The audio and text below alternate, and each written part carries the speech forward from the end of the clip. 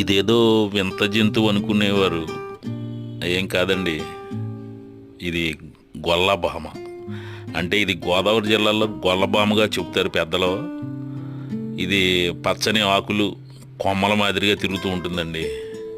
ఇది అనుకోకుండా భీమవరంలో కనిపించింది, ఎస్ఆర్కేఆర్ ఇంజనీరింగ్ కాలేజీ దగ్గర. ఆ వీడియో ఇది చూడండి. ఇది అంటే మనుషులు కూడా దానికి కనిపిస్తారంట, అందుకే అదిలిస్తే పరుగు పెట్టింది. చెట్లు కొమ్మలో ఆకుల్లో తిరిగే ఈ గొల్లభామ పేరు మరి గోదావరి జిల్లాలో గొల్లభామ. మీ ప్రాంతంలో ఏమంటారో చూడండి. చూడండి ఈ గొల్లభామని.